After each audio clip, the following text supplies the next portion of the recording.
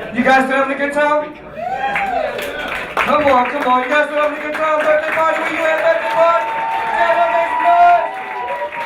All right. I want you guys to put your hands together and make a lot of noise for this next comic. He's just in off a big show headlining in Las Vegas, and he's here tonight for one night. So I want you guys to put some hands together and make some noise for Jimmy Lee, the Jersey Outlaw. Make some noise, give Jimmy some noise, make some noise. Jimmy Lee.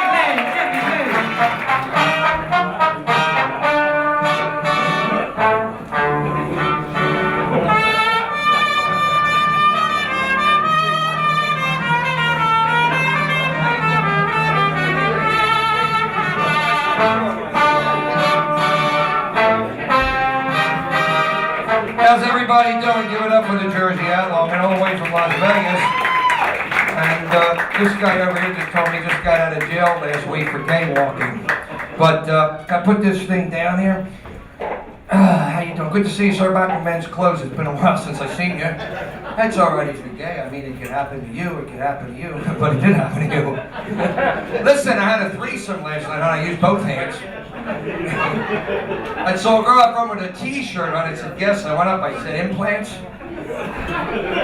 Went to a discount massage parlor in Las Vegas, so I found out it was self-service, so I left. But I'm Jimmy Lee, the Jersey Outlaw. I play a lot in Vegas, and when I'm out there, I sign 100 autographs a day. Nobody takes them, but I sign them anyway. And we were going to stay at the New York, but it was too expensive. We stayed at the Newark.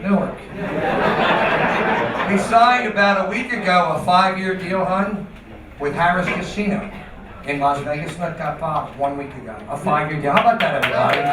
5 years. 5 years. Now we're waiting for them to sign.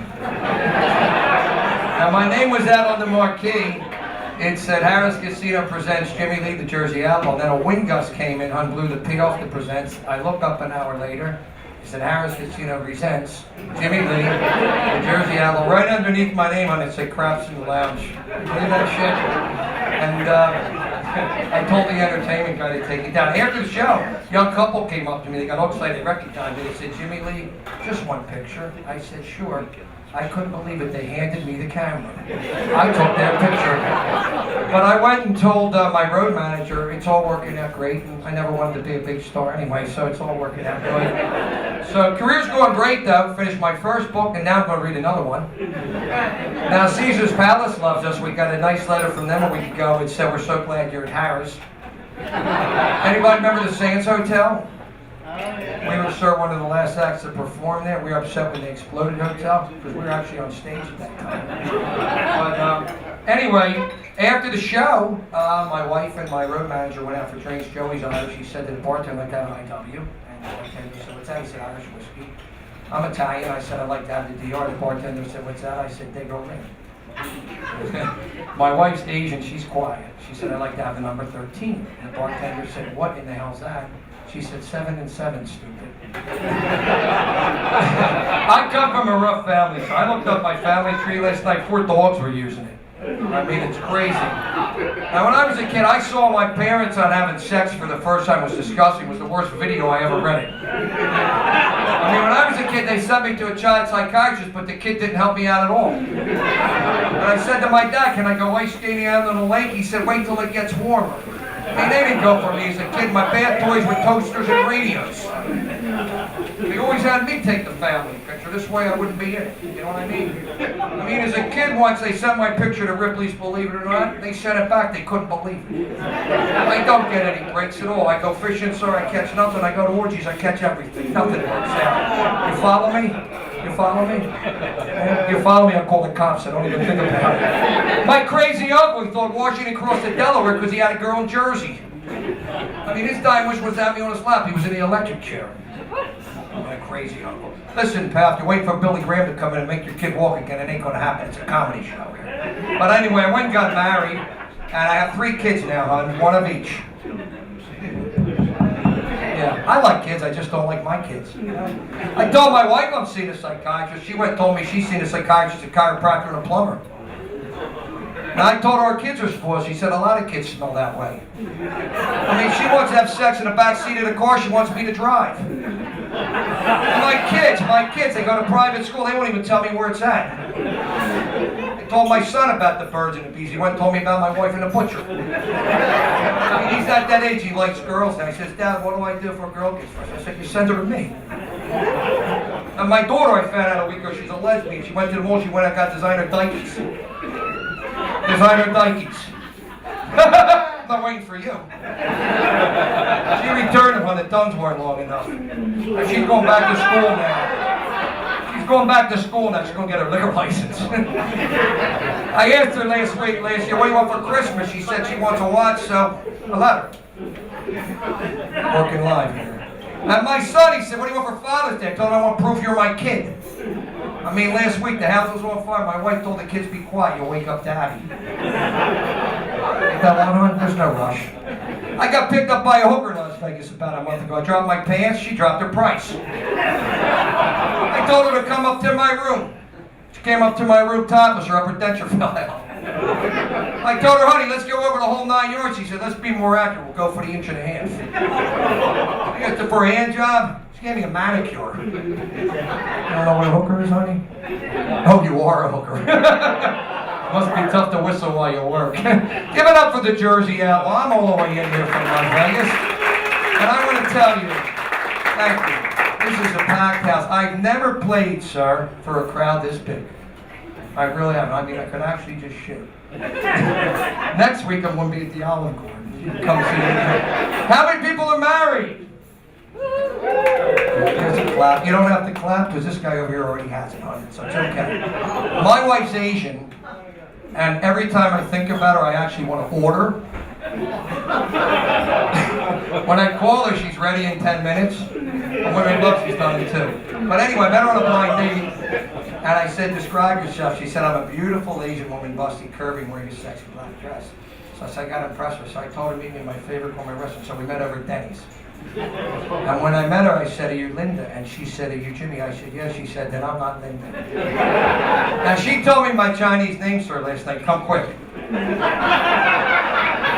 She's afraid of the dark. She saw me naked. Now she's afraid of the light. And she cut me down to sex twice a month, but I'm lucky, sir, 2 guys she cut out completely. Now, Tony was nice, the manager. He gave me 2 weeks ago, sir, the keys to the presidential suite over at the Motel 6.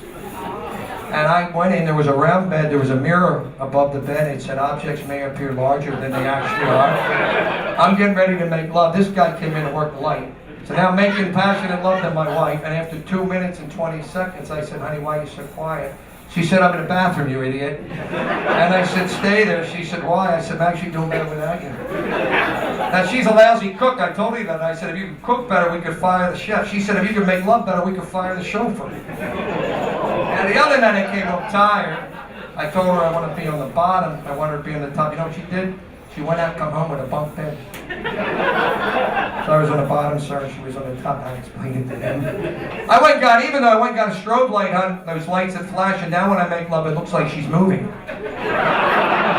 Now on the honeymoon night, I said, honey, am I the first one? She said, why does everybody ask me that same question? No brag, I had 3 ladies pounding at my bedroom door last night. I finally had to let them out.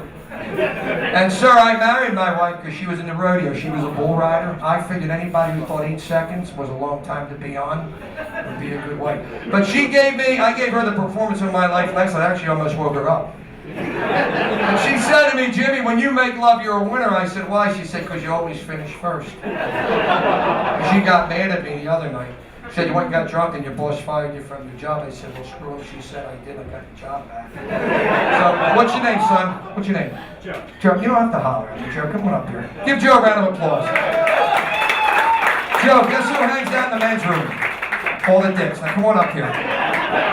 Where are you from? Here, New Jersey. Okay. Good. You like me, Joe? He's got his arm around me. Listen, Joe, I never forget a face, but in your case, I'm going to make an exception. You Italian? You can tell nothing matches. Got the linguine sauce on the underwear down there. It's all right, Joe. You're all right, Joe. We knew Joe was gay as a kid because he used to suck my thumb. But listen, Joe, come back and put your arm around me. I always knew, Joe, you were a good-looking guy.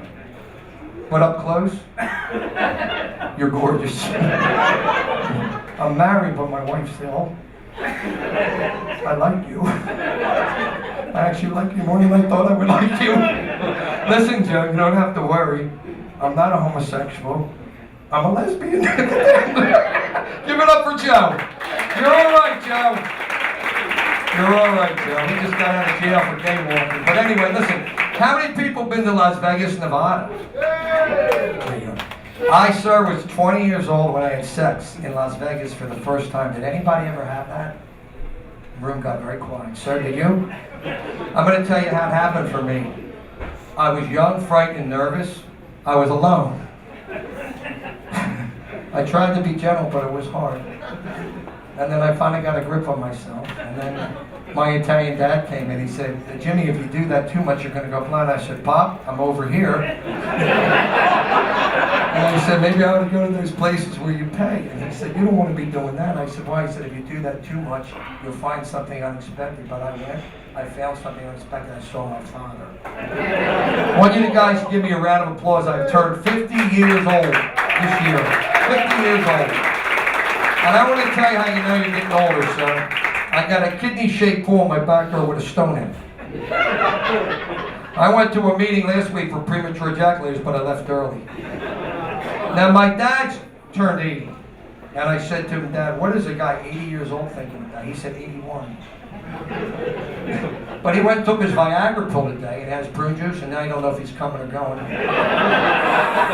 Speaking about the Viagra, Tony told me I should probably start taking it. I said, why? So I could do better sexually? He said, no, so you stop pissing on your shoes. I looked down, I said, you mean like Viagra fall? But I took it last night on, my tongue got hard. I told Lance it's like going to Disneyland. It's a 4-hour wait for a 2-minute ride. But I flushed the pills by mistake down the toilet last night. Now the lid won't go down. But I'm going to be the spokesman for the Viagra commercial. You ever watch the commercials that says if after 4 hours you have an erection, call your doctor? I told my wife, bullshit. If I have an erection, sir, for over 4 minutes, don't look at me like that. If I have an erection for over 4 minutes, I'm going to call every broad I know. I did a good deed today, Lance. I caught a handicapped guy trying to park in one of our spots, and I kicked him right out. I saw a guy in Florida, a skinny guy, weighed 100 pounds. His testicles on weighed 50 pounds. He came up to me, said he felt sick. I said, pal, you're not sick, you're half nuts. I had a rough week last week. 4 checks came back, my gap came back, and my wife came back. And I told my wife Father's Day's got to be a very, very confusing day in Harlem. Hey, I was in Canada about a month ago. I did some shows in Toronto. I had a little bit too much moose head. You know what? A moose was happy. You know, in Canada, they do it doggy style. This way they can watch the hockey game together. You knew that, Joe. Did you guys know the Italians invented the toilet seat, but it was the Jews that were smart enough to put a hole in the middle?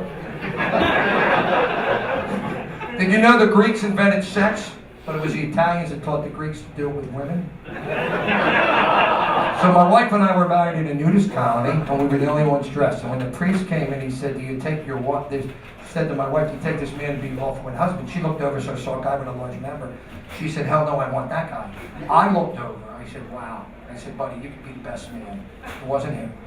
And I said, if I had a member like that, I could rule the world. And the guy said, it ain't mine. It belongs to the guy behind me. I saw an elderly couple out in the foyer. I said, you and your wife have mutual orgasm? He said, no, we have State Farm. I took my father to the Medicare office a week ago to see if he qualified. When he went in, he opened his shirt, and the lady saw the gray hair, said, you qualify for Medicare. I said, leaving Dad, you're lucky they didn't ask you to unbutton your pants.